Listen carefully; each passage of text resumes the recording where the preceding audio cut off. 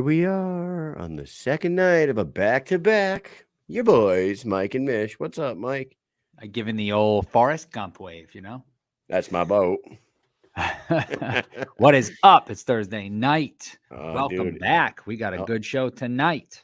I like that hoodie you got on there, dude. Damn. Mish, I like the hoodie that you've got on. Yeah, we didn't even plan that. Couple of fucking bitches. I gotta turn. I got my camera. I need to get a new camera or something. I need to turn up the darks, the blacks, and you know what I mean. Like, look how black mine. Your black is. Look how like bright mine is. It's too much brightness. You're whited out, dude. It's crazy. I need a damn studio in here. I need to get studious. I need to get studio in here.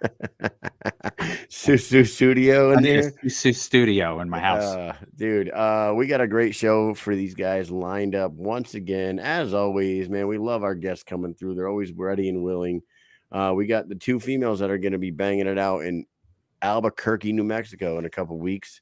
Jayme Hinshaw and Charisa Sigala, the bare knuckle sweetheart. Charisa Sigala will be on following her. So we're looking forward to talking to the two of them. But before we do, let's hear it from our wonderful sponsors. Norcom Mortgage and Michael Mish are delivering the American dream to those who serve America, helping veterans obtain the dream of home ownership. They offer programs that include no money down, no first-time homebuyer requirement, 100% cash-out refinances, rehab loans. They can help you purchase a home, purchase a condo, refinance an existing mortgage, create a dream home with rehab loan. To learn more, visit www.michaelmish.norcommortgage.com or call 860-884-2103. To learn more. Every time that happens, I watch you in the little window at the bottom, and you were like actually doing something on your phone or whatever, and you like go, you like smile, your head came up all quick. Dude, every time I hear to learn more, I want to learn more. I do. I want to learn more every single time. Good. I hope people learn more. And I hope people are listening to us and hitting up Mike, because he really does a lot of good things for a lot of good people. And everybody in the eastern part of Connecticut that I talk to that has had their home refinanced at all in the last 10 years, they're like, oh yeah, Mike Mish did it. Yeah, I'm like, yeah, that's my cousin. Every single time. It's crazy. I know that guy. Yeah. So we are also sponsored by the guys that are on our shirts. Guerrilla Warfare Apparel on my hat. There it is, GWA. Go to guerrillawarfareapparel.com. Buy some stuff. Buy some Mike and buy yourself a Mike and Mish hat. Check that hat out. Yeah, check out the Mike and Mish collection. Okay, and they've got a whole bunch of stuff on there. Not just the Mike and Mish stuff. They've got the Ben Rothwell stuff, right? They've got the Go-Go Slavesky stuff. They've got a bunch of other things. They've got hoodies, Brutal Boswick, tank tops. They have pants, winter hats, because it's going to be -18 Saturday here. So you're going to need a winter hat, and you're going to use the promo code Mike and Mish, one word, to save yourself 15% on your entire purchase. Do it now. Don't do it now. Do it after the show. God damn it. No, go do it. Mike's not bullshitting, dude. If you guys look up the weather report for our area tomorrow, it's like a high of 10 with a wind chill of all the way down to -25 tomorrow. It makes me not want to leave my house. And Amy takes off. She's heading to San Diego tomorrow with her mom for her 70th birthday. And they're meeting up with some family out there, and they're doing some family things. And I'm going to be here with the boys in the Yukon, brave in the Yukon, getting the sled dogs out and fucking trying to make it to school on time. San Diego, a whale's vagina. That's what it means. Yeah. It's German for whale's vagina. That's right. That's right. Dude. Man, so we're waiting on Jayme Hinshaw. Let's talk a little bit more about this past Jared week. Grant in the comments. What's up? Chevy Bridges, Russ, Susan. What is up, everyone? Big Ben. Is Cito watching? Because Cito, listen, last night we talked about absent-minded. We talked about The Last Dragon. Who's Oh, there the it is. master? There it is. This is the cup that I usually drink out of, and just so happens the night that Mike's bringing up the movie to a young fighter on our show, Yeah. I'm not drinking out of it, man. So great. It's the greatest. What do you call it? Blaxploitation kung fu movies in the history of the 80s. I'm It is telling so you. good. And It is so good. you know who remember? Okay, this is kind of like a deep dive, quick story. Tom Sconzo, big time guy with the BKFC. Sconzo's big time in the ISKA. He trained at Ron Von Cleef's gym in Harlem, New York. Right, that's where he got his black belt. That's where he got. That's where he learned martial arts from Ron Von Cleef. Ron Von Cleef's prized student is Timac, who plays Bruce Leroy in The Last Dragon. That's pretty cool. Yeah, that's what I'm talking about. I don't know why I know these things, but I do. But you do. But I do. They're in this black hole of information that is so damn black because my camera is so much better than Mike's. Yeah, I know. Look at this. It's just not dark. It's too bright around here, but not bright enough. I don't like it. Yeah, we don't like it. So this past weekend, like I said, we talked about the key incident. We didn't do a student out of the week this week, and we haven't done a student out of the week in a long time. But I brought up possibly doing a student out of the week this week, and Mike immediately pointed at himself and said, "That's me. That's me. I'm the student out of the week. I'm the one who lost the rental car key. So if you didn't watch the show last night, you might want to go and catch up on some of the stupid shit that I got us into this past weekend when we were at South Carolina, Myrtle Beach. Here we are having a great time. We get like 15 or 16 interviews. We're crushing it, right? We're shaking hands, we're taking pictures, and we're ready to get the hell out of there. And then I'm like, where the fuck are the keys? Where are the keys to the rental? They were here. And then that was it, man. It became a whole thing. We had to have someone try to break into our car. It took like an hour and a half for them to get there or longer. We Ubered 17 times back and forth. Then we had it towed, and they're mailing my stuff back. That's a long story short, but it was way crazier than that. Yeah, I wish listen, too bad no videos of the incident. You know what? I could have busted out the phone and turned on the camera, but I felt so bad for Mike. He was really beating himself up over this shit. I think if I would have started filming him, it would have just been fucking ruthless by me. But hey, that night was incredible, man. Like, I don't know if everybody knows what happened that night. Like it was initially, I think they were initially like planning on 2,000 people or something like that. And then it sold out like instantly. And then they added 500 more tickets, and then that sold out. And then they added 500 more tickets, and then that sold out. And then the morning of the event, Brian Social went on some radio station down there and was like hyping the event up again. He was like, you know what we're going to do right now is we're going to open up 200 more tickets, but you need to call, you need to jump online right now. You got to get them tickets, dude. And they sold out of those as well. Yeah. It was so friggin' packed inside the John T. Rhodes Sports Center down there. It was crazy. It was 3,000 plus there, but it was like everybody was there. Like Britton and Joey Beltran were there. Reggie Barnett was there. Jack Grady was there. We're seeing all these people, and it happens to be Britton's birthday today. Actually, happy birthday! That's right. Happy birthday to Britton Beltran. You know who else's birthday it is today? Who's that?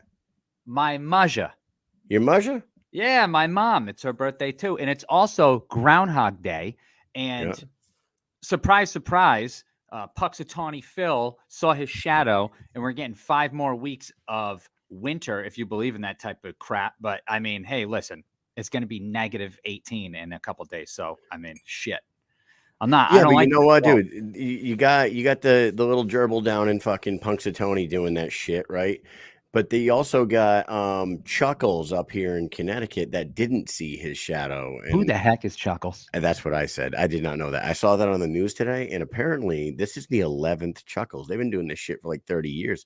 I don't know how long a groundhog lives for, but I thought Phil was the one, right? I thought he was the one, and I'm sure they're on like the 35th Phil by now, right? I don't have any idea. I'm not into the whole groundhog thing. I just know it because it's my mom's birthday. Yeah. That's it. Either way, I don't believe in it. They're wrong silly. Every year anyway. So, yeah.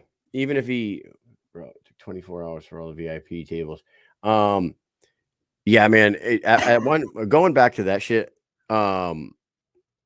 that place was so packed at one point. Mike and I are trying to like weave our way through the crowd to get like up by the ring. We like to kind of go back and forth and try to be ringside as much as possible so we can get a good look at the fight there live, but we're also running around doing interviews and shit.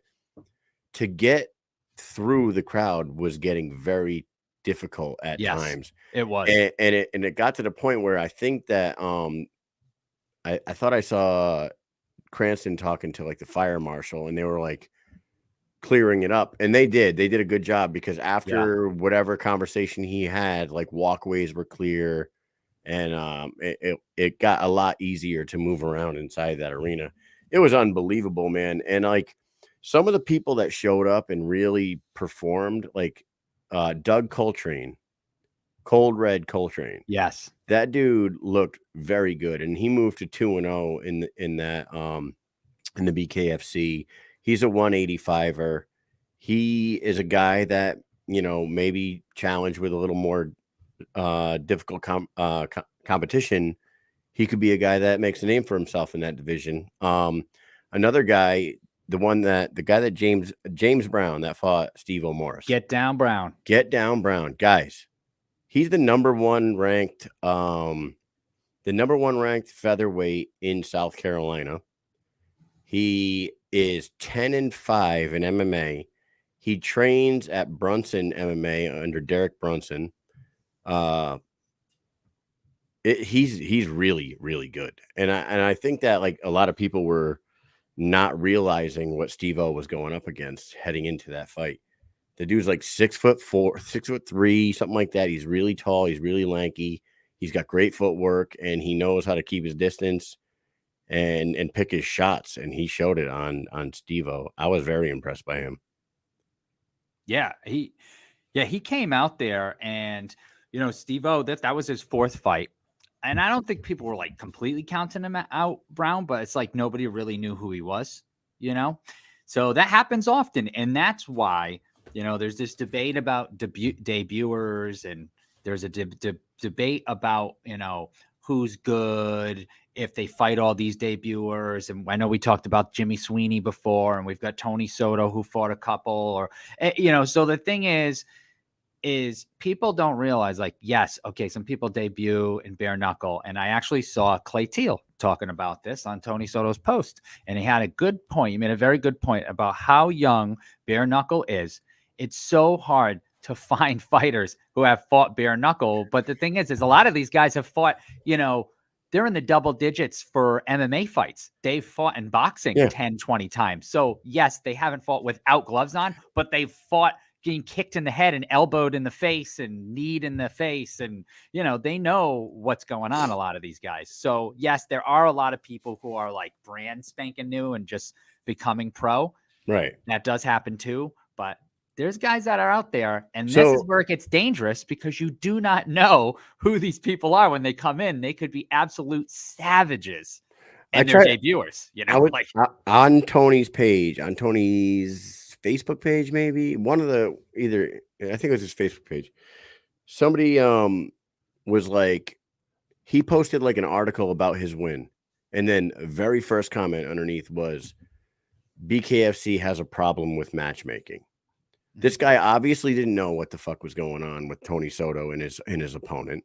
So I commented underneath it, and I said, Tony lost his opponent, you know, a week before the fight. This kid has a boxing background. He's a state champion, Gold Glove boxer from Florida, coming from a gym that produces nothing but successful bare knuckle fighters in Slaughterhouse. And they were completely confident in him winning that fight. They were completely confident in him. And that kid was willing and able and talented and good enough to step up and fight Tony on a week and a half's notice. This was not a example of bad matchmaking. This is where people on the interwebs just say shit and don't know anything about the background of anything. If you want to be a fan of the sport, be a fan of the sport and follow it and fucking know what the fuck you're looking at and what you're talking about, because then you get people that answer you on the internet and then you don't answer back. That's what happened there. Never a comment after that. You know what I mean? So I don't know. I just texted Charisa because See if she wants to yeah, step in yeah. a little earlier. She said, Give us a chit chat. all She'll right. be up soon. So yeah, I don't know what happened to Jayme Hinshaw. We'll find out. Maybe she comes down in a couple minutes. Things happen. This is the joys of, and we say this often, live television, folks.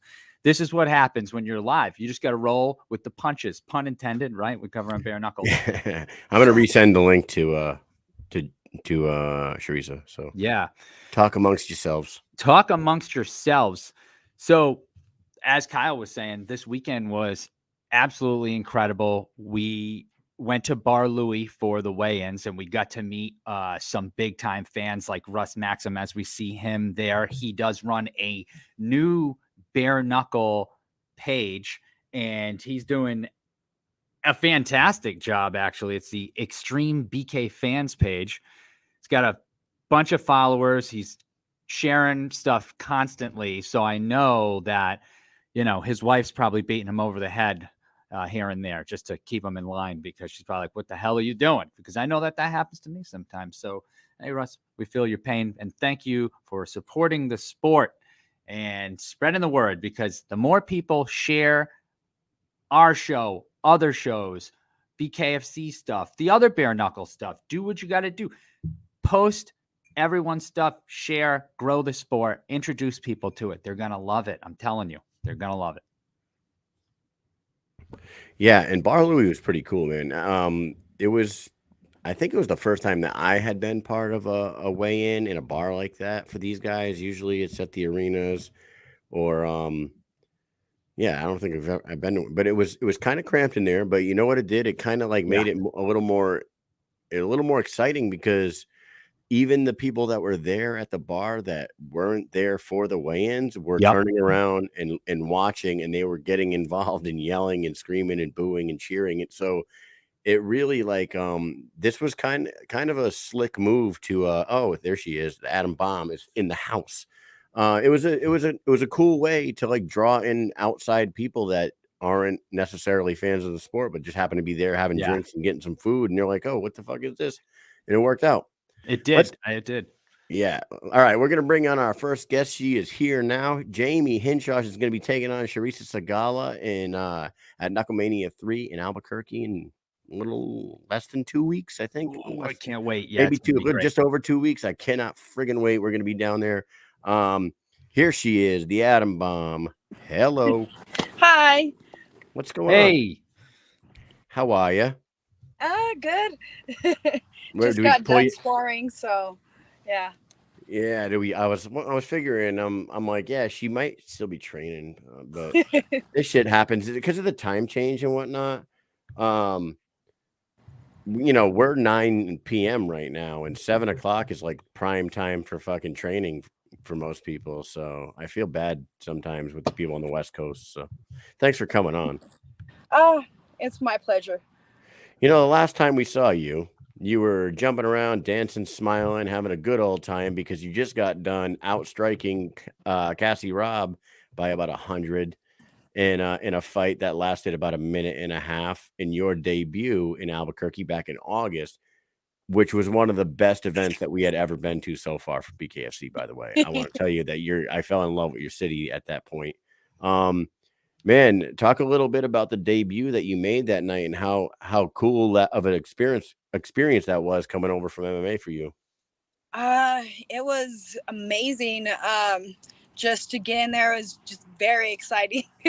As you can tell, like how my performance was, like how I was already in the ring, you know what I mean? Just ready to get in there. I was having fun. So yeah, it was great to have that experience, especially here in my hometown. And I'm ready to experience it yet again.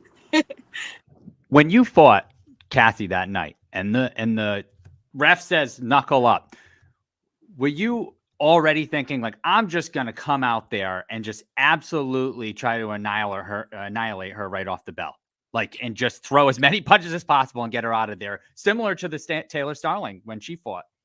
Yes, exactly. She said that she was gonna Taylor Starling me, so I went in there. I told her I'm gonna do it to you, and there's nothing that she could do about it, and was nothing she did about it except for cower and turn away. So Yeah, you were just coming forward relentlessly, and the ref had said, I think about 10 seconds before he stopped the fight, he was like, "I need to see more," you know? And then yeah, you just are going, and you're just throwing your whole body, just swinging your arm into that. And Just she bombs, was like, dude. she just had no answer. I mean, she was trying to. She was trying to answer back, but like you were hitting her like 3 or 4 times before she could get one shot. And it was just, you just overwhelmed her. You just smothered her. yeah, yeah. The ref did warn her a few times, to do something or else he was gonna stop the fight. So yeah, So sometimes I think that, and I say this like with no disrespect to Cassie, I feel like she might be one of those fighters that is too tough for their own good, because a lot of her fights end the same way. A lot of the fights end the same way for her. She comes out on the losing end, but she does not go to the canvas. She does not go down. She gets finished up against the ropes, and it's like the girl is tough as nails. Obviously, she takes a fucking ton of damage, and she does not go down, but she just doesn't get the W. So she could be one of those, victims of their own toughness. You know what I mean? I wouldn't say toughness. I would say stupidity more. Yeah, To all right, put it all right. blunt. Yeah, that's fine. You could go with that. Yeah, she's been in the game for a while, and she should learn to switch it up. Maybe try something new. Yeah, hopefully she does try something new, because all her BKFC fights have kind of gone the same way. I think did she go to the distance with Andy Wynn? Yes. Yeah, Yeah, she did. so she did do that. But now let's move on from her. You're getting back in there. You're back in Albuquerque. I mean, it's your hometown, but BKFC's back in Albuquerque. It was such a success the first time around, like we already talked about. It was unbelievable. The first time around you were out there, Diego Sanchez was in the audience, and Karate Hottie and Holly Holm. And this time around, they're stacking the card bigger than ever. Diego Sanchez is on the damn card. You're sharing the card with him and Austin Trout and Lorenzo and Dotson and Mike Rich. This card is absolutely freaking insane. And you are going in there against one of the toughest girls they have on the roster, and Charisa Sigala. You got to be on cloud 9 right now heading in there. Yes. Me and Dotson are going to be on the same card, and I guess his brother too, Eric. So we're going to be on the card again. That's going to be awesome. Like you said, Austin Trout, Diego, and all that. It's going to be a great stacked card. Yeah. Have you ever fought in that Tingley Coliseum and any other promotion? No, I haven't. This will be my first time. It's much bigger than the other place, right? Yeah, kind of, sort of. I believe so. Because I heard, so yeah, I when I look at it, it looks much bigger from the pictures. I didn't really check into the whole the seating, but I believe it's bigger than that place, and that place was lit like insane. And I know, like Kyle was saying, it was the best event that we had been to at that point, because the fans, like the people in that seat, like every single person knows about combat sports. Usually we go around and people are like, I don't know boxing, I don't know MMA, I don't know nothing. And you'll get that from 75% of people. And then you talk about bare knuckle, forget it. If they know MMA, if you're lucky and they know about combat sports, they definitely don't know about bare knuckle. When we went to Albuquerque, every single place we went to, there were people who knew or had tickets or wanted to go. It was incredible, really. I mean, that area is a fight area. Yes. Yes, we are known to be like a fighting town and area. So, yeah. The arena holds 11,571 capacity. So I don't know if they're going to have the entire thing opened up, but if they do like they normally do and like cut off one end for the backstage area and the seating, like I would imagine they're going to cut off about 2,000 worth of seats. So potentially they could sell 9,000 tickets, I would imagine, the way it looks. Yeah, that'd be pretty badass. Charisa, man, she just came off of a title fight with Britton Hart, which you gotta give Charisa goes the distance in every single fight. Has so many bare knuckle rounds under her belt, so much experience under her belt. You going in there with a minute and 40 seconds in under your belt. What are you thinking about going in there with somebody so experienced in the sport? And how are you approaching her? You going to try to finish her early or go into the deep waters like she's used to doing? I'm gonna go in there. Like, yeah, she has the experience in the BKFC ring, but a fight's a fight. You know, I'm gonna go in there and I'm gonna fight my fight, and if it goes the distance, it goes the distance. If not, then it doesn't. But at the end of the day, I'm see myself with my hand raised. It's got to be exciting for you, and like you said, obviously that's a dumb question by me because obviously the sooner you can get out of there, the better. And your nickname is the Atom Bomb, and you came out there in the first fight and showed us exactly why you're called that. I'm sure you've gone back and watched her fights. You know that you are potentially in for a fight of the night candidate because that's what she does. She gets bloody and she gets nasty with her opponents every time out. Yes. With her, I gotta respect her that she does have heart. She continues to keep going even when she knows that the cards are stacked against her. She still keeps going. So yeah, I gotta respect her for that. But like I said, at the end of the day, I think I'm gonna end up on the winning side of it. So With you training right now, you were MMA before. You were just MMA before, right? yes. So with with a BKFC fight under your belt now, are you noticing like people in your gym showing interest in possibly doing the same thing? Are you guys changing some training techniques up a little bit to try to maybe cater some people to this new sport? Um, I'm really the only one in my gym that's wanting to, you know, get their feet wet in the BKFC ring.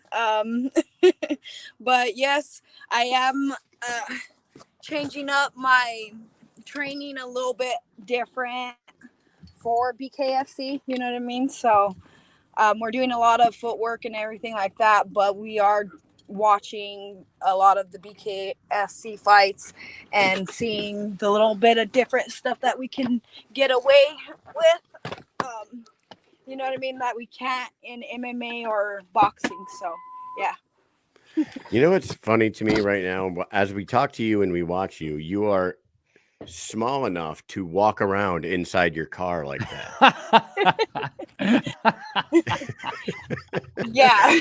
she's literally standing up and like walking over the middle console into other seats and shit. That's funny as hell to me because I would look like the dumbest fat guy ever fucking trying to roll around inside the damn car. I praise you for this. This is amazing. Good job. Yeah. Yeah, going back to what we were talking about. I mean, you need to start smacking some people around in the gym and telling them, "Hey, this is the hottest new thing." Like, I know you guys are all set in your ways and your MMA ways, but maybe take the gloves off and stop being a bitch, right? Yeah. I think, like I said, I'm the only one with the lady balls right now to actually be like, yeah, let's do it. There's not much females in the gym, and some of the males, it's weird because it intimidates them. You know what I mean? So, Right. yeah. Yesterday the BKFC re-released their most updated rankings, right? And not with only one fight under your, on your record. I'm assuming that you don't give a shit about records, and like a title isn't exactly on your radar yet. But in reality, there are so few, just like you just said, there are so few female 115ers in this company and in this sport that like in reality, you're fighting a girl that just fought for the 115-pound title. If you went out there and like impressed the shit out of the bosses, and you go get a victory here, even at 2-0, I don't think it's out of the realm of possibility that you could be fighting a Jenny Savage for a title elimination or something like that in the near future. Have you been thinking about this? That would be great. You know what I mean? The goal is always to climb the ladder, to always reach the top. So yeah, if they can't get a 105 division in the BKFC, like I said, I would love to push that. But if they don't, I'm willing to be at 115, and let's see what they have for me there. Right. And Mike pointed it out to me yesterday, because when I was looking at all the rankings, they don't even have one for 115. They just have Britain as the champion, and they don't have a ranking, and it's because there's only a handful. There really is. There's Andy Wynn and Dimitri and Cassie Robb and yourself and Jenny Savage, and Charisa Sigala. There's really not a lot. So there was a rumor that Taylor Starling might come down, and yes, Fanny Palumbi. Yep. Right, who's a champion in Thailand at that weight. Yeah. So shallow waters. So if you go into this fight, if you happen to win, not saying you're going to or not, but there's a good chance, like he said, Jenny Savage could be next on the list. I know Jenny is definitely gunning for that Britain spot, which she should be. So I see that happening probably next for her. But you're right there. I mean, that's once they put together, they might even put together a little tournament here. I mean, it kind of is with the amount of fighters that are in there. It's only one fight per person in that division. Yeah. It's really wild. Yeah. It's that whole conversation of like, oh, you haven't fought anybody, you haven't done anything. Well, there is nobody. Everybody's starting fresh. So shut the fuck up about that shit. Just let them build some records and then figure it out. Yeah. It's going to be exciting. Where's the after party? Home in the bed. Oh. No celebration. I don't know. Honestly, I don't have anything planned for after the fight. I'm just excited to get in there and do the damn thing. Yeah. And you're a damn thing. Yeah. What are we, 2 weeks out? 2 weeks out 15 from right? days. 15 days. We're excited. Mike and I will be down there. Mike and I will be down there. We're gonna do some footage while we're down there, but mainly like this is one of the most exciting ones that we've been pumped up for, like as fans, on freaking real from top to bottom. We can't wait to see you out there, and we can't wait to see how you've developed from the first one to the second one. Do you ever run into anybody there, any fighters that are training with, like, say, Christine? Because I know Christine is always there. Do you ever see her around there, or anyone else? Like, because even Charisa has trained there before, or might still be over there. I don't know if she's doing her camp here yet or not, or but she would go to Jackson's, I think. Sigala would, but Ferreira, she's over here kind of in my area, like where I live. But no, I haven't ran into her and trained with her yet. Damn, like it's a lonely bare knuckle time you're having over there. I feel like you need more people around. You need some more bare knucklers to train with over there and have someone. That's why you got to talk somebody into fighting. You just got to talk them into it. Yeah. Like I said, well, I mention it, but not much people. Like I said, even the guys there are like, "Oh no, I wouldn't do that." And it's like, really, come on now. Give it a year, but seriously, because with you, the Dotsons, and now Diego's making his debut down there. I think that like they have one or two more cards down in Albuquerque, and a lot of those local fighters that are like 100% focused on MMA only might be like, you know what? Fuck it, I'm gonna try it. I'm interested now. I keep seeing these events come through. I keep going to them. They'll eventually do it. I'm telling you. I have faith. Yeah, especially like these old heads, like, you know what I mean? I think they'll see it and they're all like, hell yeah, like gets me inspired, gets me excited. I want to go in there and fight. You know what I mean? So Talk about old heads down there. They need to get Cowboy to come down from the fucking Yes. BMF ranch and throw down. He's still got some gas in the tank, and now he's running around at like 230 pounds. So let heavyweight Cowboy come down and and fight Alan Belcher or something like that. Oh my God. that would be a good one. Actually, or Chris Camozzi. Bring Chris Camozzi in there and let Cowboy and him fight at 205. Because I would love to see what a 205-pound Cowboy Cerrone does. right? Yeah, I think that would be an exciting fight. Yeah, it'd be insane. Were you just at Comic-Con or something? Yes, I was. What was that? How was that? Was it a whole bunch of comic book stuff? Did they have a bunch of people there? Is it Comic-Con, or is it like, because I know around here It's like there's pro Comic-Con, but then wrestlers there's a bunch of different types of cons. So was it just comics or was it something else? Yeah, no, it's it has a lot of local artists, it has some comics, it has celebrities and stuff like that. So I guess it's not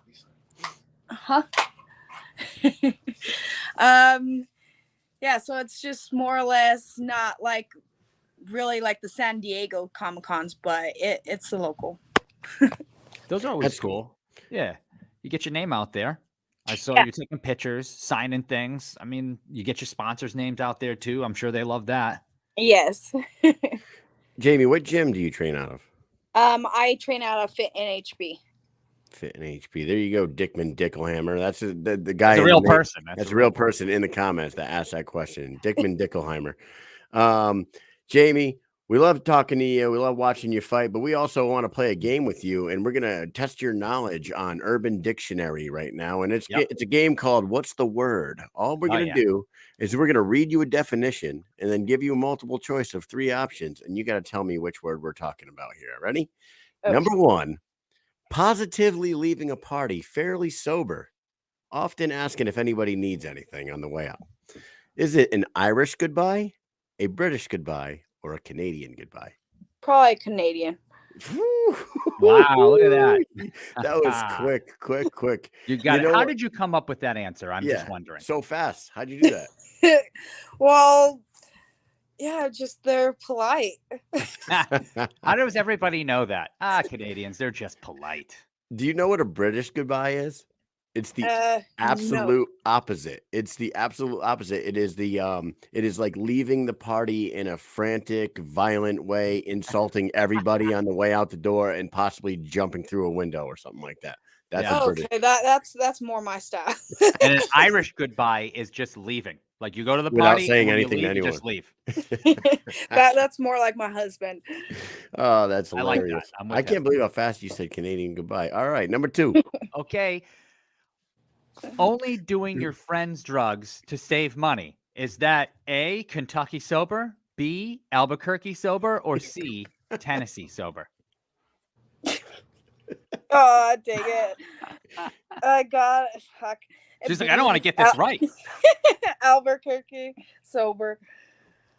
That is incorrect. Ooh, Incorrect, Kentucky really? sober. Kentucky sober is it. I get apparently there's a bunch of cheapskates down in Kentucky partying. You know what would make that funny is if it actually said like you do all your friends' drugs, even though you have your own. Well, save money. that would be Like, Albuquerque. that would be Very funny. Albuquerque sober. That's how. Yeah. I don't have any money or anything to share, but I'll do all yours and I'll leave, and then actually have some. I'll do it at home by myself. Oh man, that is freaking hilarious. Here we go. Number 3. A person who acts in a special way and is not afraid to do so. Usually small, cute person who is happy and can make you laugh anytime. Is it an A, funny honey, B, silly Billy? I mean, B, silly Billy, C, droll troll.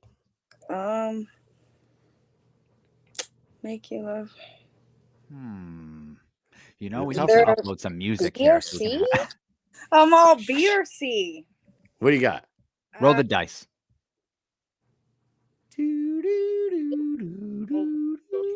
Meep, meep, meep. Go ahead, roll the dice. B or C, 50-50. C. You are incorrect. It is a silly Billy. Aw, you silly Dang Billy. it. According to the Urban Dictionary, it is silly Billy. Number 4. Number 4, here we go. Where are you? Number 4. In There. law, it's a code meaning to be crazy. Is it A, 920, B, 420, or C, 730? I think it's 7:30. Ooh, if you're 7:30, that means you crazy. Hit me on Yeah. the hip means page Page me. me. Yeah, right. that's right. You are correct. And you will learn that in Big L's Ebonics song on his second That's album, classic. which was a classic. And the last one for you, the act of taking the back lid off of a toilet and pooping in the tank. Ooh. Is that A, a Lincoln log, B, an upper decker, or C, a peekapoo? I would say that that's an upper decker. Oh, that is absolutely correct. Ding, ding, ding, I wish it was ding. a peekaboo because I don't know why, but that made me laugh. I don't know why. But when you said a peekaboo, I don't know. A peekaboo, like you open it up and you're like, oh, peekaboo, shit. Mike, it's peekapoo, my Oh, friend. peekapoo. Sorry, peekapoo. Either way, Yeah. it's still funny. And funny story, real quick before we let you go. I actually have a friend. I'm not going to say his name, but he pulled an upper decker at a chick's house at a house party that we were at back in the day, and that just the gift that keeps on giving for weeks until they fucking find it. You know what I'm saying? Did they even ever find out? I don't what even it know. was? I don't even know. I don't even know. It was one of those situations where we never look back. Like we're just never gonna speak of that again. Yep. Like- I'd be like, no, you did not do. Yeah, okay. All right. I Well, think, you're a legend for that. I think Jayme just found out who she's not inviting to her after party. All right. Well, that was fun. That was a fun game of What's the Word with Jayme Adam Bomb Hinshaw. Thank you for coming on the show tonight. We are so excited to see you fight in a couple of weeks against Charisa. Take a minute, say a final few words, and then we'll let you get out of here. I want to thank all my fans, my gym, my sponsors, Jerky by Art, Functional Fury, Mueller's Kicks, or Mueller's. Let me get it so I don't mess it up. Monty's Cigar Shop, Lockjaw Wrestling, Maverick Auto and Fabrication, Duke City Comic Con, Joe's Massage, Rhodes Wrestling Academy, Damage Control, and was it Mueller's Mules. Okay, kicks hard. Is Rhodes Wrestling Academy like Dusty Rhodes and Cody Rhodes, those guys? Dustin Rhodes. Dustin Rhodes, Gold Awesome. Dust. I remember him. Yeah, that's cool, man. Yeah. See, they even did that little thing. Yeah. Yeah, we know our things, man. We know our things. That was the Attitude Era. That was my shit right there. What's up? So before we let you go, I just want to say, are you going to have some beef jerky with you? Can you bring some? I'll buy some. I want some. I want to buy some. I want to support. I can bring some. Yeah. What kind do you like, though? Because there's so many different flavors. I will hit you up after this. Okay. Maybe like tomorrow afternoon, and I'll order some. All right. Awesome. Yeah. Very good. All right. Well, we will see you in 15 days or 14 days. We'll see you at the weigh-ins. And if they're having a press conference, we'll probably see you that day too. Thank you very much for coming on the show. This was fun, and we'll see you soon. Awesome. Thank you guys for having me.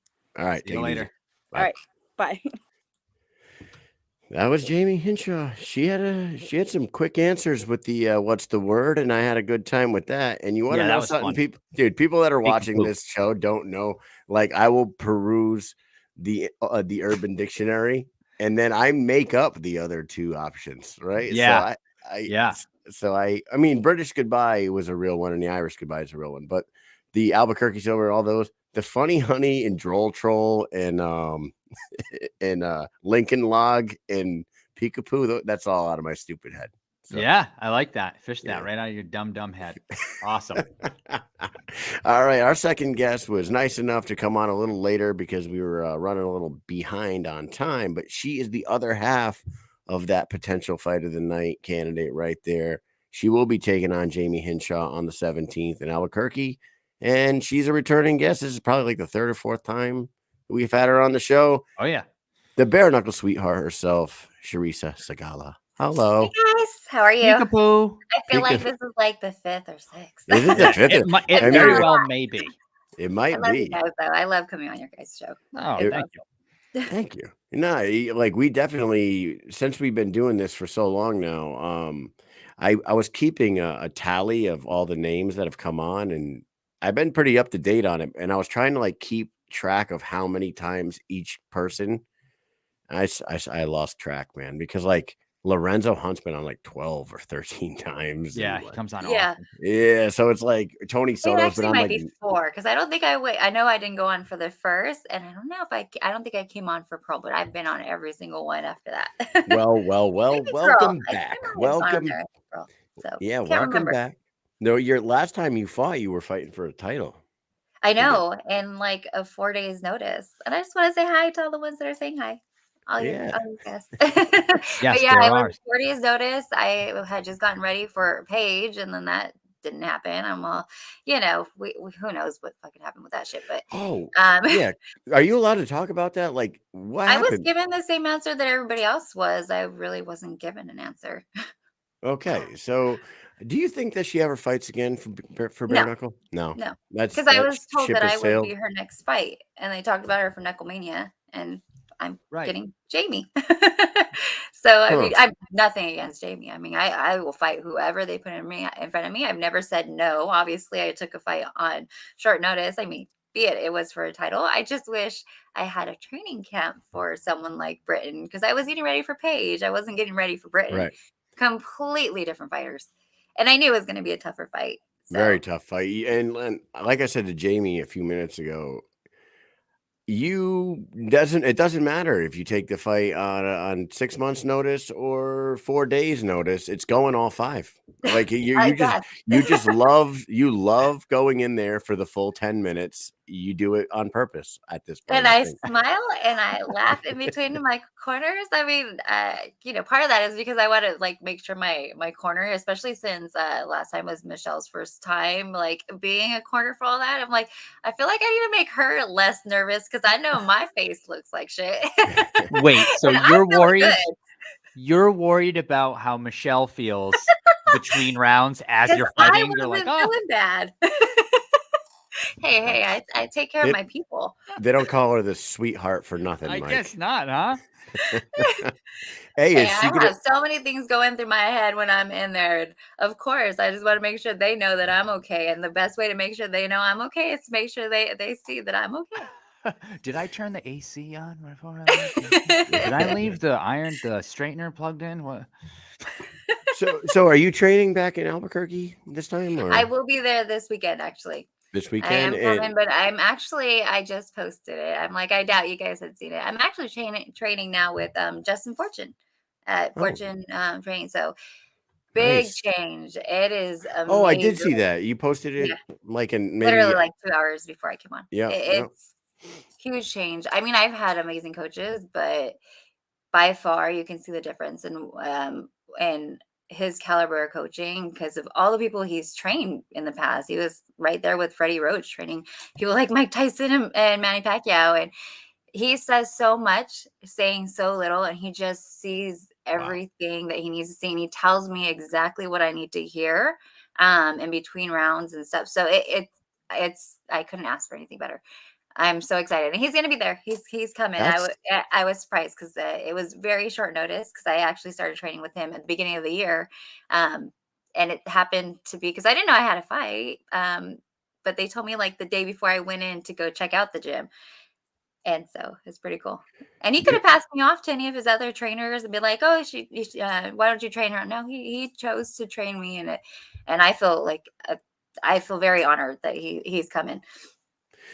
what you said about him is like the perfect way to describe like a true leader. Like 'cause Mhm. me and Mike being in the military, the the the best leaders don't have to say much.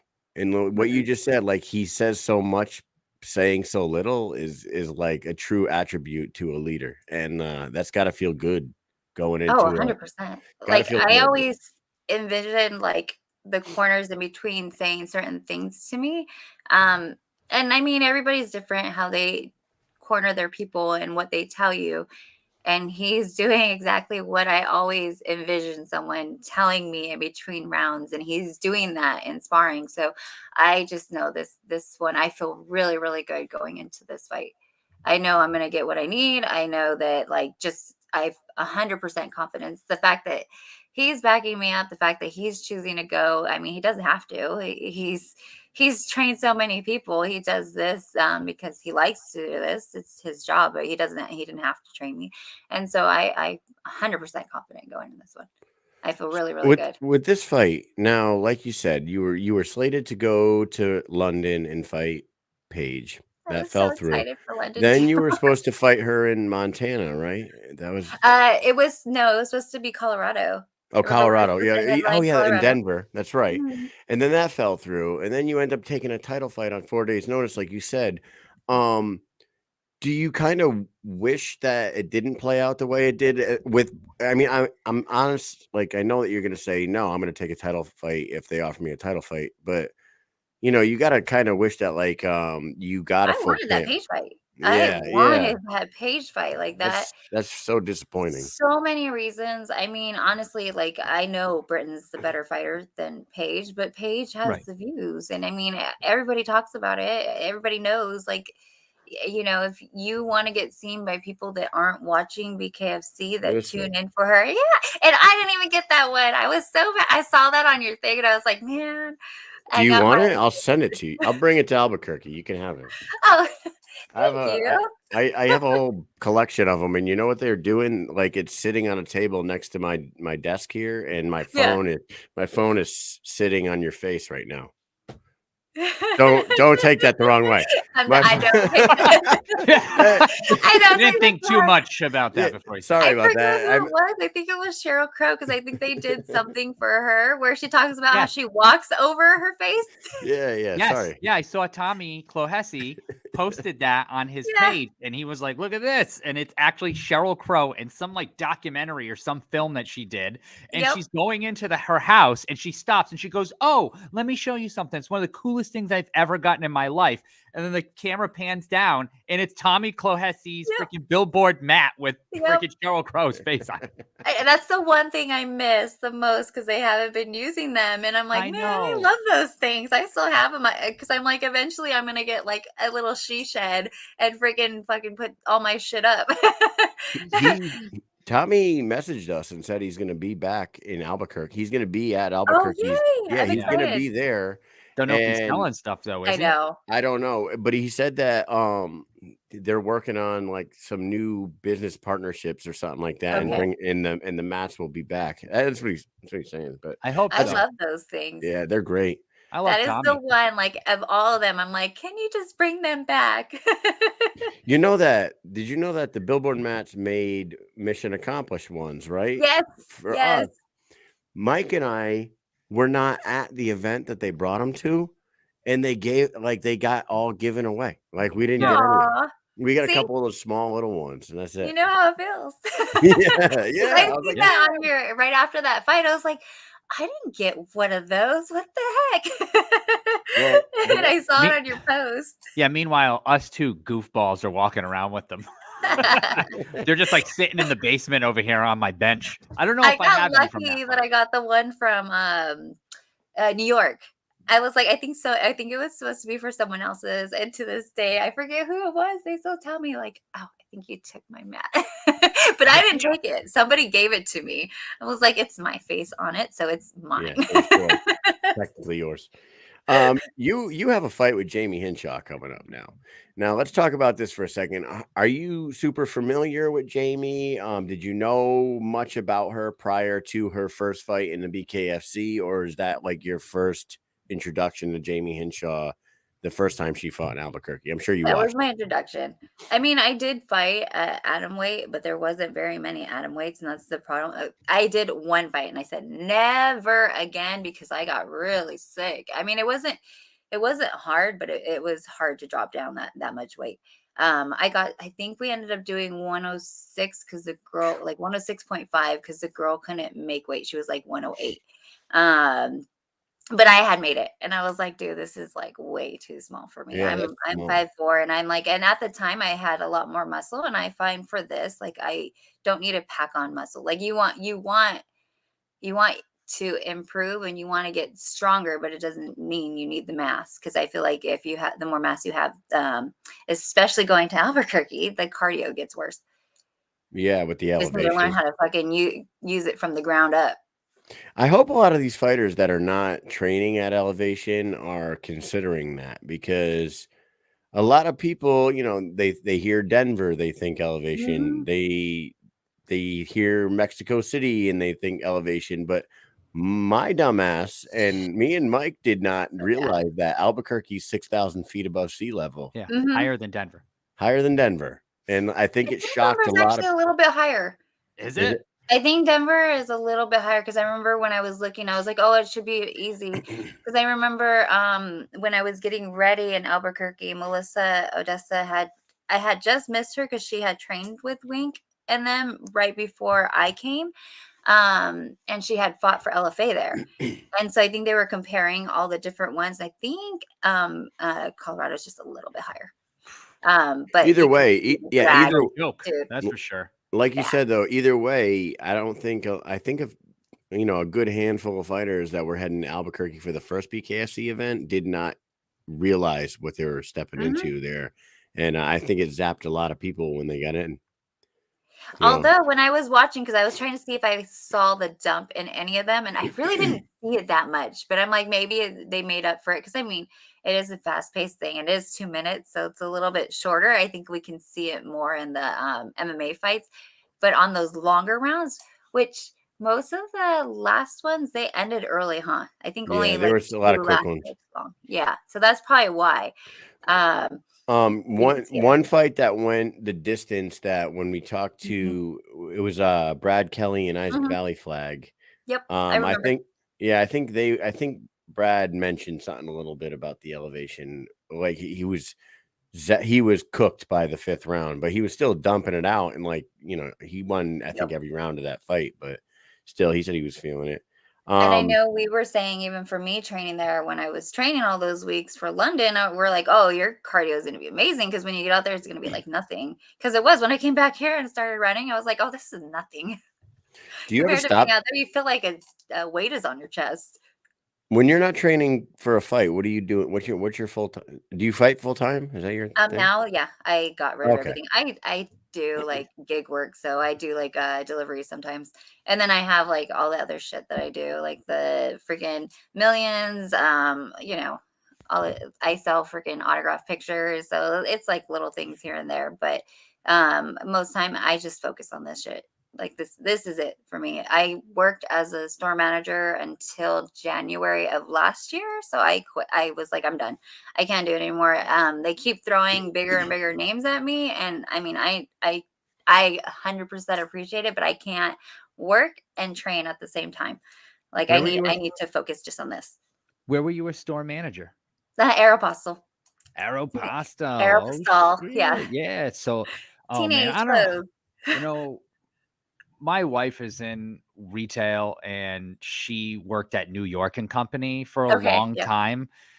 I don't know how you guys do that because Fucking hated I it. just can't Hated it.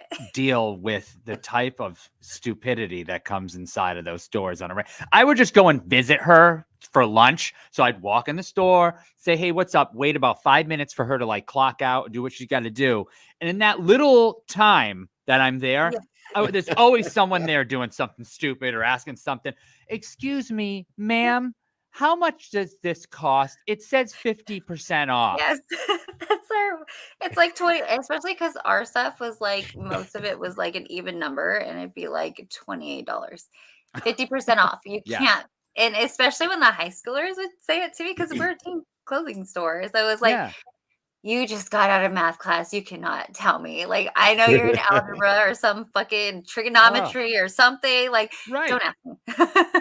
You're ready to get a swift backhand in here. Boom. Listen, but Charisa, Mike is also like the second coming of Larry David. Do you know who Larry David is? He makes Curb Your Enthusiasm. He wrote Yes. Seinfeld. Yes. He's bald. The Yes. bald dude. Traveling with Mike and hanging with Mike, it's like hanging with that guy. Like most shit bothers him. Yeah, really grinds my gears. So I'll tell you, there's a lot of things like intricacies in life that everyone probably would agree with most of the stuff. I Yeah. just like to point it all out. Just things that, might irk you, but you don't realize how much it does until I really just have to tell you about it all the time. Dude, him I on a feel like that plane. was me though in retail because every day that's all you like complain about. And then I know you have something in the back room. Dude, we have nothing in the stock room, especially during Christmas. There like around Thanksgiving time, there was a lot of shit back there, so we'd actually have stuff. But when we tell you there's nothing back there, there's literally nothing back there. Did you ever The girls would sometimes just go walk to the back and then just come right back out because they didn't want to hear the customer ask 5 million times. You ever see someone like pick a shirt up off a rack and like stand in front of a mirror and hold it and just walk over to him and be like, no, nope, put that back. Our That's store not for was you. the worst because Aeropostale is like maybe like 70% folded. So it was a nightmare to clean the damn stores. And their motto is like pack it high, watch it fly. So you would have a like a whole bunch of like big stacks on these tables. It was a nightmare at night. I don't know how we could get done in an hour. Like, fuck that shit. Did you ever have people just walk in and wipe a table right off into a bag and just walk out, like steal all the stuff? So when I worked at because I live by the Ontario Mills outlet over here, and I had worked at that one for a while, that one happens a lot. But we also had one where people came in, like we had cameras. So I happened to be the one working where we were filling stuff in, and they actually caught them like on the way, like on the freeway. I guess they pulled them over because they were watching them in other stores. Mm-hmm. We didn't even know they had stolen anything because the way they came in, and we went back and watched 5 minutes. They took like 4 big, huge trash bags. And stuff. Wow. It's crazy. Yeah. Good for them. Just letting people take shit, dude. They caught them though. Good for them to get out of there. But they got caught down the road. They got caught. Yeah, that was a big ring because they're all, we call them ORCs. They're organized retail crime. So they sell that shit on like swap meets, all that stuff. You know, where Steph worked was Providence Place Mall. So they started just like letting people just go. Like, yeah, it ain't even worth it now at this point because there's so many people. Like, it's dangerous to stop someone stealing pants. Like, just let them go because some of the stuff is expensive. But some lady ran out. Now, I don't think she stole from Steph's store, but she ran out into the parking lot, right? Now, mind you, it's the first floor of the parking lot. However, if you go to the back of it, there's a hill going down. So really, it's like you're on like the second and a half floor. She tried to jump off that thing when she's being chased, and she died. No way. Oh, wow. See, that's why most stores, you're not allowed to chase after them. Yeah. When I worked there was a couple people, not in my store, but in others. Because our thing, I was like, dude, I was at the point where I'm like, this isn't my store. I'm making money getting paid to do this stuff. So like, I don't give a fuck. Like if they want to take it, like it's not worth it for me to go right after them. But there was people that would go pepper spray them, or like there was a girl who pulled a gun out on them because she chased people down to like follow them to their car to try to get the stuff back. It's not worth it. Like there's too much craziness going on. No, I'm good. You can take it if they want to write me up because they thought that I wasn't doing a good job, but you never did. You just got the talk like, oh, you need to make sure more people on the front. In my head, I'm like, you need to add more payroll so I can add 5 more people into the damn store if you want that to happen. Yeah. Have fun with that turtleneck. See you later.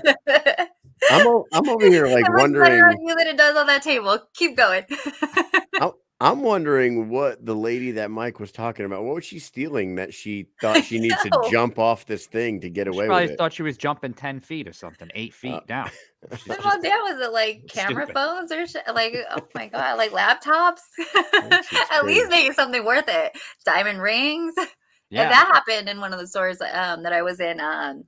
Those, I don't know if you guys have them over there where people mistake because they come in and they break the glass on the jewelry places. So people think it's shotguns. It's happened at a couple of stores. Thank God I wasn't there because they closed down the mall and they had like cops come in, bring everyone out because people thought people were shooting. And it was after all the craziness that was going on with like different shootings that were happening. And I think one of them was right after the Texas shooting that happened at the mall like a couple years back. Yeah. So you are clearly in a safer occupation now. Yeah. Oh yes. Yeah. I go in with the intention to get harmed, so I know how to not get harmed. That's just hilarious. Yeah, you know what? Retail was just too goddamn dangerous. I'm gonna fucking quit all that shit, and I'm gonna punch people in the face with my bare hands for a living. Hey, Yeah. it's funner. At least when I'm pissed, I like could take it out on somebody else. If somebody's making me mad or getting annoyed at somebody's in front of me that I can take that shit out on. It's Yeah, great. you can't beat up Barbara No, when she comes in no, there and she's not without complaining going about to jail. discount. Nah. Maybe maybe all, I all can the get Karens, all the no Karens eyes that come get the through. cops to let me go.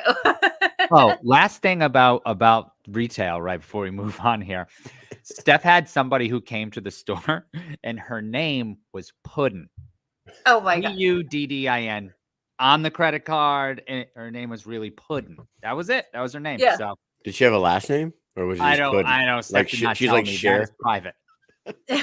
There's some weird names. I lived in living in Rancho, I worked in Riverside, and Riverside's got a big mix of people, so you get like a lot of different kinds of names, and you're like, I know my name's hard to pronounce, but I'm not even gonna try. I had a Very dude. diverse. I mean, I had a guy that I had to go back to his table and just like I believed him, but I wanted confirmation. His name was Marcus Aurelius, Huh. the same exact name from Gladiator, Yeah, that's what I was fucking Russell Crowe's name, and his name was Marcus Aurelius. I don't know if it was spelt the same way, but I go all the way to the counter to ring up his credit card in the restaurant that I worked at, and I walk over and I look at the American Express card, and I was like, "Yo," and I show it to someone. I go, "Look at this fucking dude's name," and they're like, "No way, that's got to be a fake credit card." We're like, "No Are you fucking way." sure that he didn't pull a Miley and like change his name when he got older? Maybe he might have, but his name was He Marcus was Aurelius. so into that movie. I was like, "Damn, dude, this dude's the Gladiator. It's fucking awesome." Did he look Yeah. like the Gladiator? No, he Okay, did not then look. no. No. Yeah, Oh one of man, the hey, reasons why I left too is because I started getting people because it was since it was January last year, like more and more people were starting to recognize me, and I was like, okay, this isn't the safest place for me to be because who knows if somebody's gonna like follow me out in the parking lot. Like I have kids, my kids sometimes come visit. Yeah, I'm like, I can't do this. I'm like, it's cool, I don't mind, but I'm like, I don't want people knowing where I work. well, Yeah. like I said, I think you're in a much better occupation now, I'm not- and who are you gonna have in your? I know you said you got your new coach, but is Michelle Watterson gonna be there for you this time, or anybody She like may or that? may not be in the city. I know she might be going out of town, so I'm not sure yet. I'm like, we're gonna find out in a couple weeks. And then I'm Well, like, I'm like, Justin's cool, so I'm like, I just want to make sure everybody is like cohesive and everybody like I know he's was totally okay with me going and everything like that. Like he knew like right away. I said that first thing. I was like, if it wasn't for it being Albuquerque, I wouldn't leave, but I have to go. Like I'm not yeah, gonna go the week of. It took me a week and a half. So I'm like, yeah. I'm going. And he was This totally cool with it. So I just want to make sure whoever's there, because the second it's not as hard. They usually just hand the water.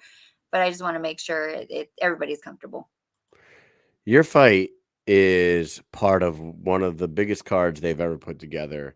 Oh And yeah. we talked about it last night. We had Cito and we had Noah Cutter on last night and Jared Grant. Just like the fact that the top 4 fights on the card are Mike and Lorenzo, and then Mhm. Diego and Austin Trout, and then Jared Grant and John Dodson, and then fucking Greg Hardy's on this card. And then you got to go like 2 or 3 more fights down the card just to get to you. This Uh-huh. thing, it is packed top to bottom. And And then we don't even Faria know in if there. that's gonna be like if that's Well, where we're Faria. at, because I haven't even seen Faria is on They there. haven't added it yet. Right. Yeah, that's why I was talking to somebody else today. I did another interview and I didn't even know. I was like, I know they talked about it in the press conference, but I haven't seen it there. But I guess it's sort of like me and Jayme, like they put her video up, but they never put like the actual poster for our fight poster. So I'm like, okay, I guess I can say something now because they put her video and my name is on there. So I guess I could say I'm fighting. Because we can't say Yeah. anything until they post it. So I'm like, okay, I'm just gonna be quiet. And on top of that, I was like, my head is so into just training and I'm so just focused. Like it's very, very different than it was before. Because I know how important social media is, but for me, I'm like, this is like for me, Knucklemania is huge. I started Knucklemania, the first one, we saw how crazy that was. And I didn't know what to expect. And now Fight of I the know year. what to expect every time I go in. So we stole the show. I could totally see me and Jayme stealing the show again, because I think we both have that tenacity in us where we're going to not want to give ground.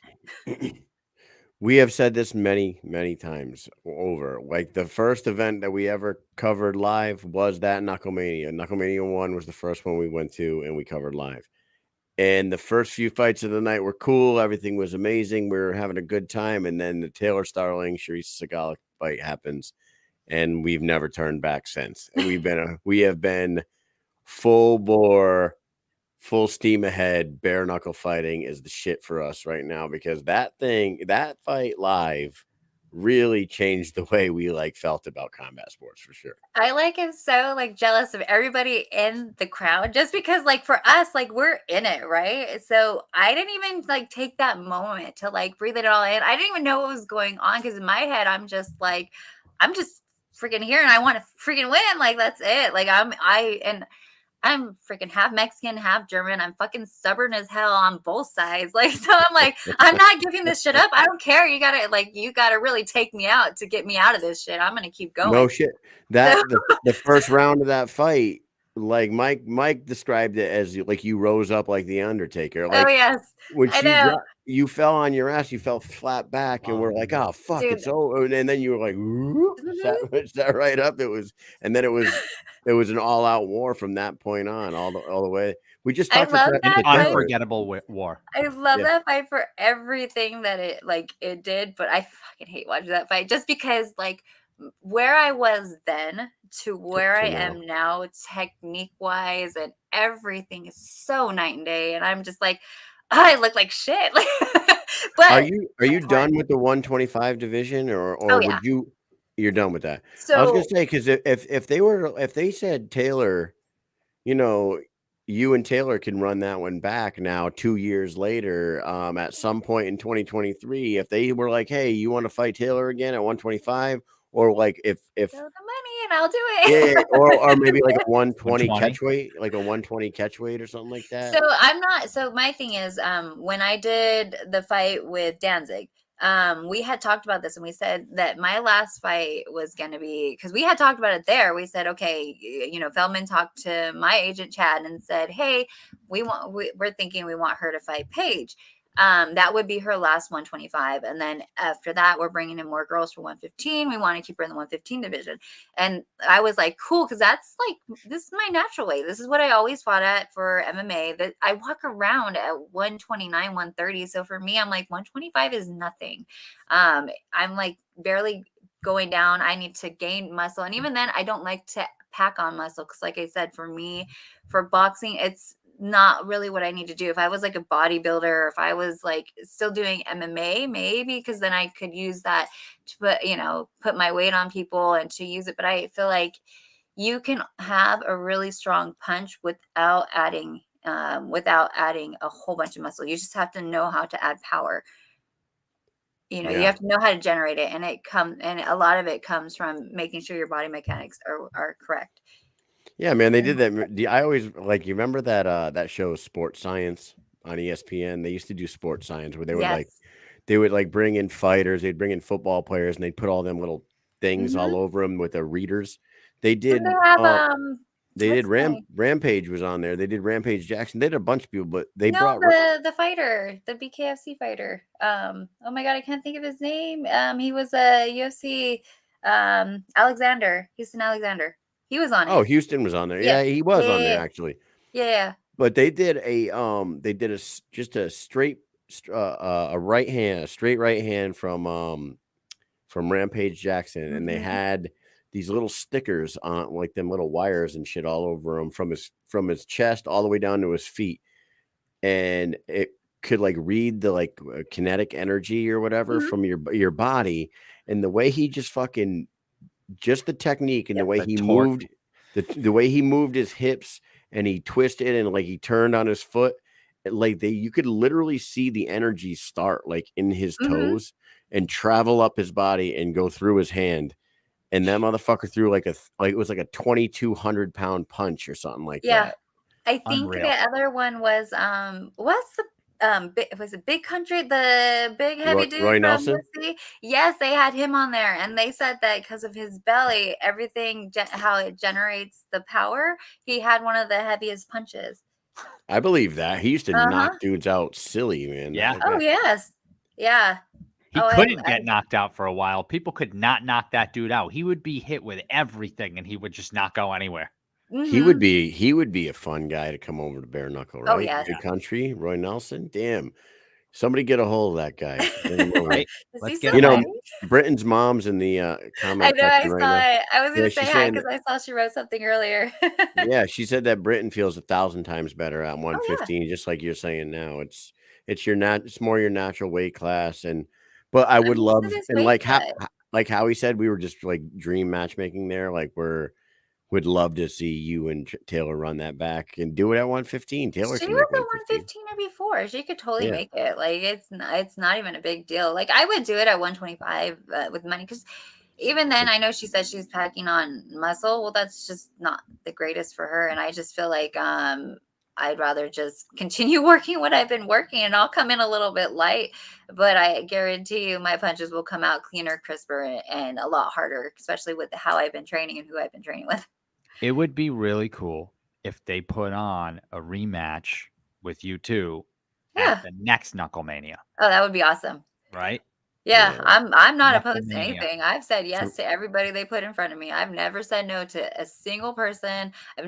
We've actually asked because other people are like, "Oh, I've called her out." I'm like, my agency has asked, and BKFC said, and we don't want that fight.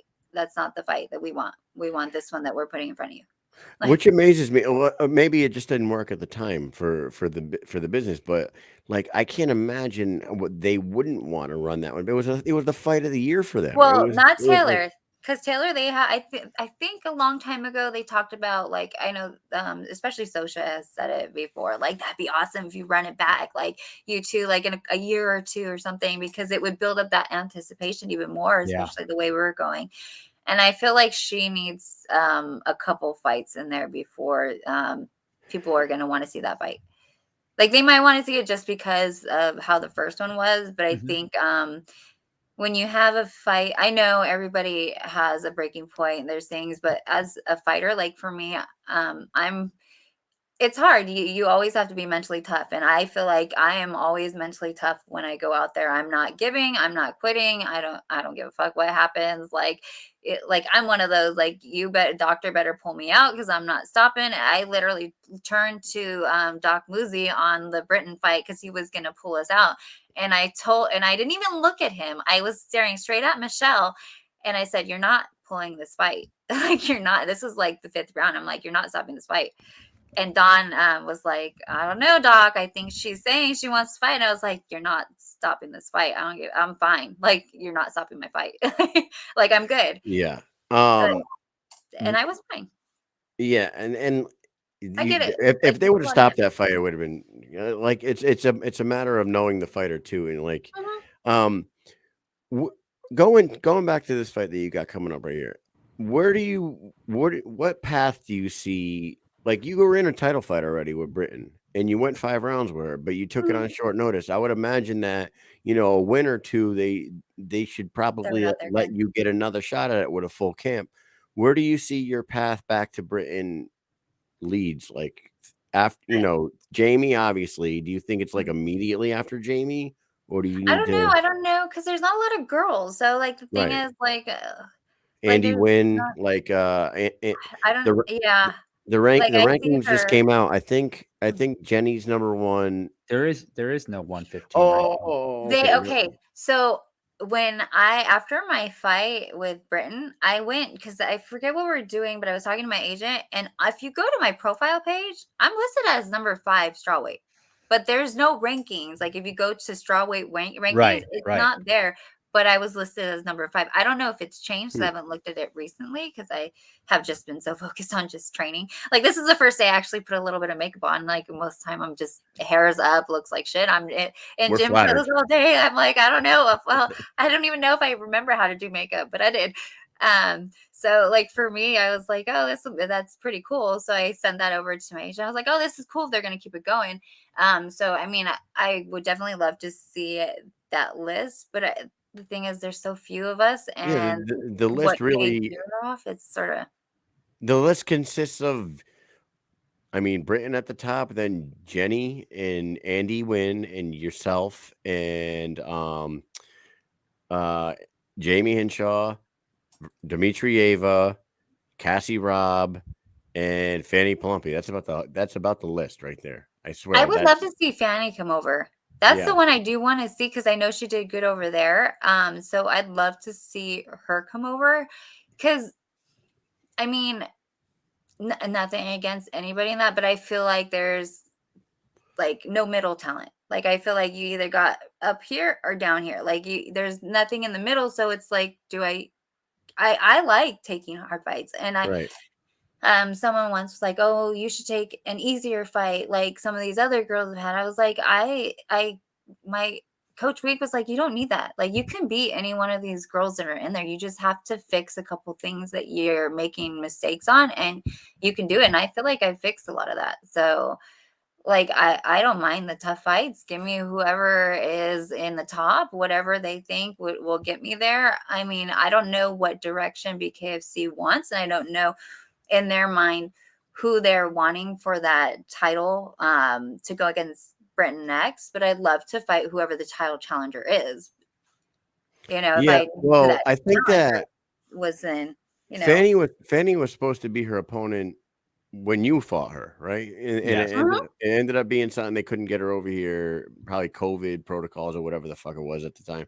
But I think they're, and Monica said it in the comments, and I think we heard the same thing. They're still trying to get her over here. Yeah. I would love to see Britain and Fanny headlining the Norfolk Virginia. Virginia card. That would Yeah. be a great main event down there. We talked to Reggie Barnett the other day too, and he said that he's headlining. Who knows who's headlining it? Those I two know. are 1A and 1B out of Virginia. So, yeah, it would be great. I think you and Jenny Savage would be a good fight. I think Yeah. you and Andy Wynn would be a good fight. But you got Jayme Hinshaw coming up, so Yeah. we're all in for a treat in Albuquerque yes. coming up. So to Yeah. cut in real quick, Charisa, you just said that if you go to your page, it has a number 5, right? So if you go to BKFC and you look at the actual weight classes and you click on one where it would show you the champion in 1 through 5, they don't have that for 115. However, if you do type in your name right to the right of your picture, there is a ranking that says number 5. Yep. And if you type in, Andy Wynn, it shows number 2. If you type in, whoever else, they'll have. So I don't know. Maybe they forgot to put that up on that page so you can see the champ in 1 through 5, but they didn't forget to put it inside of your profile. So it's there. I'm thinking one of two things. I'm thinking maybe they're wanting like a couple more fights in the 115 division because it is a newer division. So I think maybe they just want to see a couple more fights and see if anything fluctuates because everybody is so new and they're still trying to figure out, especially these debut girls like Veronica that just fought. Like maybe they're trying to see, okay, was that first one a fluke? Was it like, let's see how she does on the next one and see it, because it's hard how they rank it. Because some of the rankings, you're like, it doesn't make sense. Because some people will look at mine and like, oh, it doesn't make sense. But I'm like, I feel like I'm stronger than a lot of the girls on there. Look at who I fought versus who these other girls have fought. Like it's a whole difference, and that's why even when you look at like Jenny got Veronica as a debut girl, and like she was talking about, she knocked her out. She didn't knock her out. The girl quit because it was her first time. It was probably like, she was probably like, oh shit. Like, I mean, I was in that locker room with her before. She was nervous. She was really nervous to go out there that day because that was the Britain fight. So, it's hard when they're doing those rankings and they're putting people in certain places. Like I get her in the Delaney fight, like that makes sense. But even like the fight when I fought Danzig and you see Danzig at the end look fucking astonished that it was a draw, like it tells you, I'm like, that's my number 2. I should not be 1-3-1. I should be 2 and 3. Like what the fuck? Yeah. But it is what it is. Your 3 losses, like, like you just said, your 3 losses were to world class strong fighter. ass Like, people. you got Britain, Pearl, and Taylor. Like Yeah, those and are Taylor's top of the undefeated. top. Well, Yeah, other than that Christine fight, she was undefeated going into it, and it's great. Yeah. whatever. But Yeah, she was up You're definitely a fan favorite. You're definitely loved by the company for sure because you stay active and you give it 1,000,000% every time 100% you go. every single time. How And do it's not you because I want to please them. It's literally something inside of me that's like, oh fuck you. I am not going down like this. do you before we're gonna play a game with you and then we'll get you out of here? How do you see the fight without giving anything away? You and Jayme on the 17th. Do you see another war? Do you have a little plan in mind to fucking surprise everybody? What do you Oh, got? there's a huge plan that's in mind, but like I've been training to make it not last 5 rounds. We've been training on making sure that there's a lot of a lot of punches coming out a lot stronger, crisper, cleaner, and making sure I'm catching what I need to catch. From seeing, even though it was a short win for her, like you could see a lot in that fight. There was a lot of things you could see. So, I mean, Nice. the girl that I've been training with Fortune, there's 2 people that I spar with, but one of the girls is pretty much almost exactly like her style.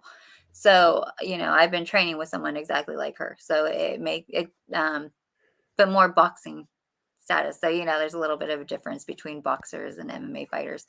The one thing that for me is awesome is that I came from jiu-jitsu and MMA background. So even though I'm going into starting to become a boxer now and a complete fighter, I understand MMA and I understand clinch. I know how to get in and out of it. So even if I don't work it, I was always really good at the clinch when I fought MMA. I loved being in the pocket, and it was the people that I trained with because I was always the smallest one. So I had to learn how to fucking fight in Get the pocket inside. because they would leave me. They would freaking get me in a corner and they would keep me there.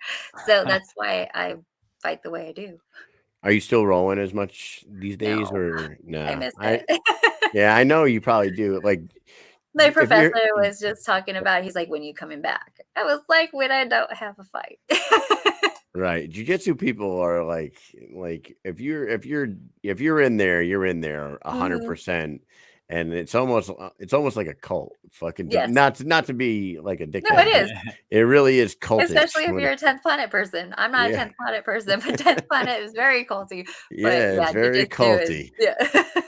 Yeah, my kids are just now they're like about a month and a half into their journey in jiu-jitsu right now, and they are absolutely loving it. And I love Oh that yeah. they love it. So we're gonna play a new game that we got going on called What's the Word? And it's a really fun game that we came up with where we scour the urban dictionary, we find some fun ones, and then we throw the definition at you, give you some multiple choices, and then you tell us which one you think is the actual word that goes to the definition. Are you ready? Sounds like fun. All right. I'm ready. Numero uno. Doing several slacker-esque things concurrently. Is that A, multi-lamping, B, turbo slacking, or C, multi-slacking? I feel like it's B or C. Well, turbo would be a little bit. I'm gonna say multi-slacking. Multi-slacking is the answer. Nice. I was like, turbo, that means you have to be slacking pretty fast. And who's going to be a fast slacker? No. Yeah. Ain't no fast slacker. I love it. And Mike, what would multi-lamping be? Come on. Multi-lamping, I Is it feel something like really, really bad? Do we you're want to just- know? Lamping's like chill, like absolutely Yes. doing nothing, Yeah. chilling. So I feel like it would. How can you multi-lamp? It's probably like guys like fucking smoking a joint, eating cookies, making mac and cheese, and forgetting about their mac and cheese. And go Yeah, that is multi-lamping. That's Smoking, multi-lamping. eating, drinking, playing a video game. and then forgetting about what was on the stove or forgetting about your video game. Yes. Yeah. Beer knuckle fighting, pitcher and Like pitcher. that. That's fantastic. All right, number 2. Act of intimacy in which one party possessing an outie belly button and another possessing an innie connect by inserting the corresponding parts. Wow. I feel like A. Oh, sorry. A. Oh, go Stop ahead. tearing. B. the in and out, or C, balking? I didn't read the answer. I 'cause feel was like so it's the in and perplexed out. by Like this. for some reason, I feel like that's the in and out. But that is the weirdest shit. Like, That is very why weird. would that have a name? It was so weird. I forgot to give you the multiple choice answers because I was like, "What is this?" So Whose question was this?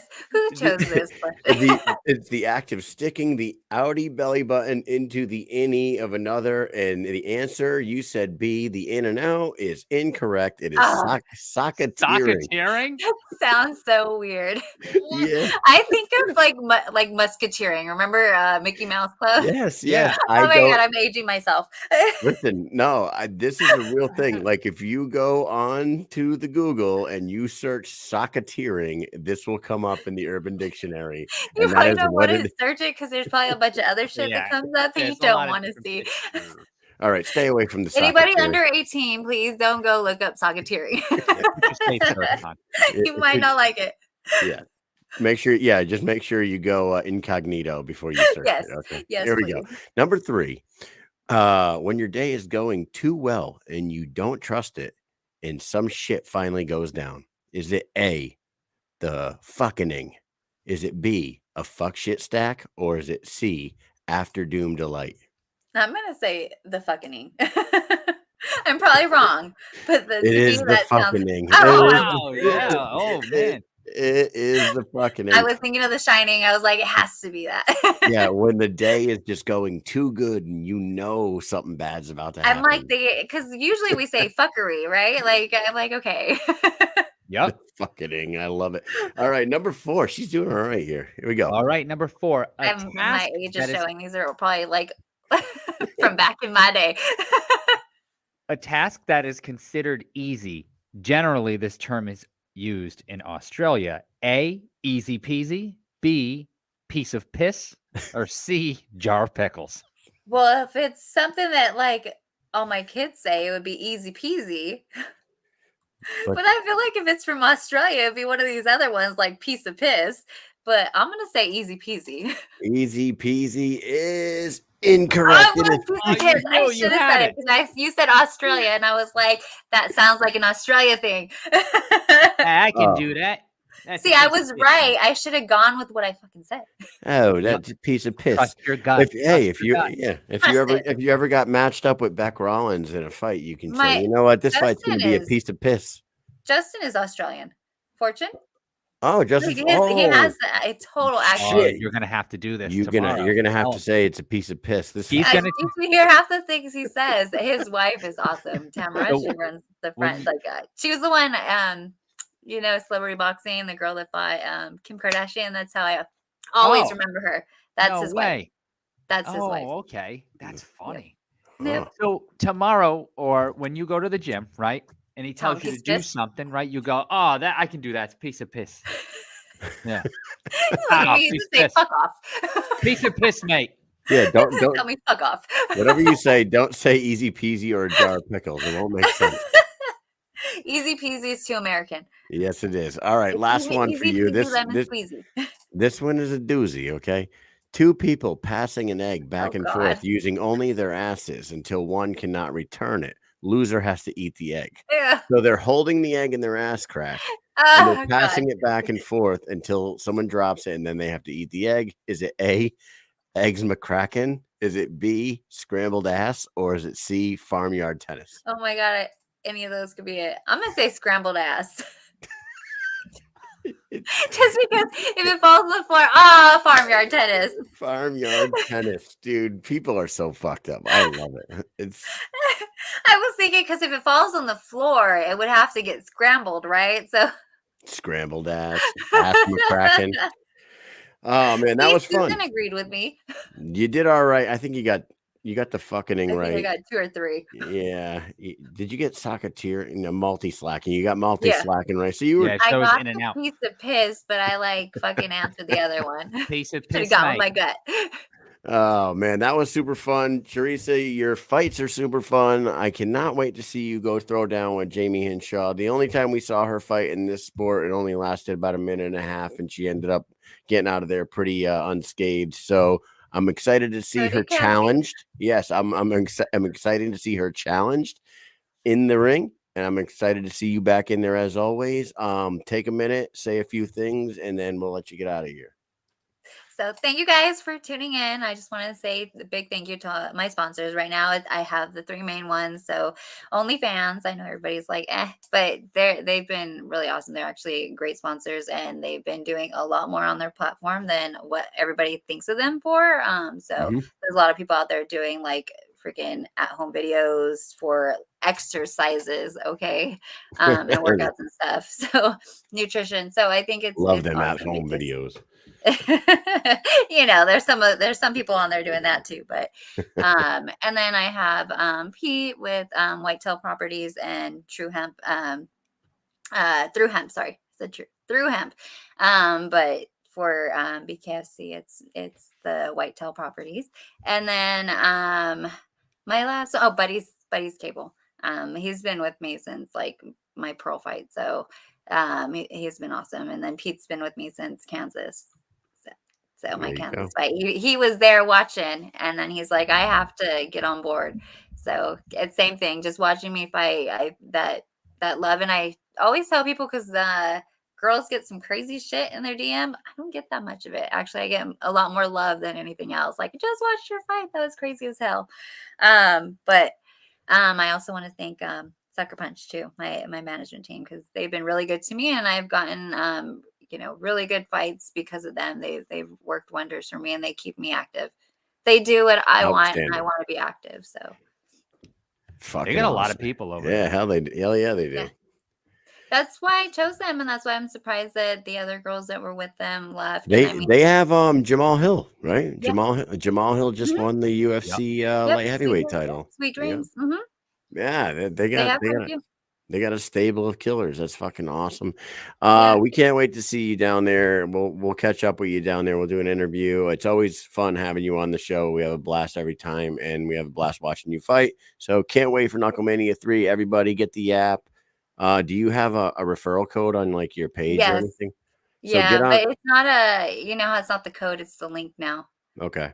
They can't use they said eventually they're going to do that, but you have to use the link. It's in my bio. I actually have it like highlighted. So if they click on it, it's like the first thing that comes up on the bottom, like highlighted. It like pops up a little screen that says to order the BKFC fights. So that's right. Awesome. My agent's in the comments. I'm looking at your comments, and there's one on there. I want to know the cheese may over here with Planet Hank. But which one? There's a couple people talking about, did you see what happened on Hank's show? I want to know. No idea. Yeah, I know, because we're on here. We don't know what's going on. But I'm my God, did you see what just happened now on? He doesn't do a show at night. It's usually in the morning. Maybe they're talking about the other one, because I know Bare Knuckle Most Wanted was going to have a bunch of the girls on. Yeah. So I wonder if it's that one, and that's not Hank. Right. But that's right. Yeah, I forgot. Yeah, they were that BK Bare Knuckles Most Wanted is coming back. Matt Seibel and Matt Kohler. It's both of them. So I haven't seen Matt Kohler forever. We run into Matt Seibel like the girls are just complaining about not fighting, but we all have a chance to fight, and people get mad at some of us who get more opportunities, but I bring a lot of eyes. I mean, people say, oh, it's the way they look or it's what they do. I bring a lot of eyes to this. I'm like, I don't care. I might not be talked about as much in all these, in all these forums that these other people are, these groups.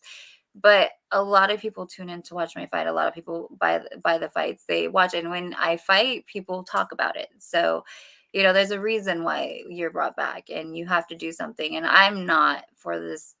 Like, there's some people, it works for them, like to do the WWE kind of stuff. I hate that. Like, I'd rather stay in my lane. I'm fighting this person. If there's bad blood, there's bad blood, but I'm not going to make it when it's not there. I feel like everything shows in the fight, and I've proven that. So I love it. Well, cool. That's what happened. They can just find their way. There's a reason why you have a lot of fans and a big following, and don't change anything about that. Just keep on doing what you're doing, and best of luck on February 17th, and we'll be there later. It's coming. It's coming quick. We will see you there. I'm like, I'm not waiting a day past. All right, Mike, you got anything else for her? Nah, I'm good to go. Thank you so much for coming on. I know it's been a while since we talked to you, but it was great getting to catch up with you. It's gonna be nice actually seeing you guys there because I know you guys haven't been at my last few. No, but we can't we're be gonna at be all there. of them. We do. No, we I know still, you guys are busy men. We still have like full-time obligations that Mhm. we would love to quit doing. 100%. I would love You to haven't pulled what I pulled yet. So Yeah, haven't chill done out. that yet. All right. Well, thank you very much for coming on, and we'll talk to you soon. All right. Thank you guys. Talk to you See later. you later. Bye-bye. Later. There she goes. Charisa Sigala, the bare knuckle sweetheart. She's awesome, man. I mean, I don't dislike fucking anybody that comes on this show, but she's one of the nicer ones for sure. Oh yeah, she's a sweetheart, as they say. A sweetheart, as they say.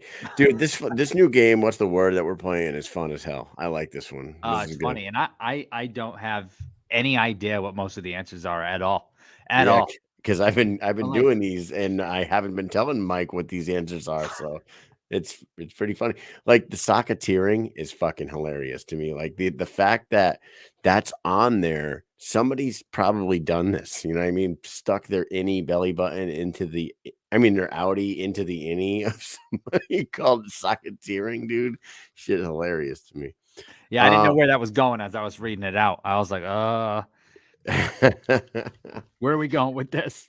Yeah, man. Thanks for sticking around, everybody. That was a fun ass show with both of those girls. They're gonna really put it out there for everybody in Albuquerque. I have a great feeling about that fight. The card's insane.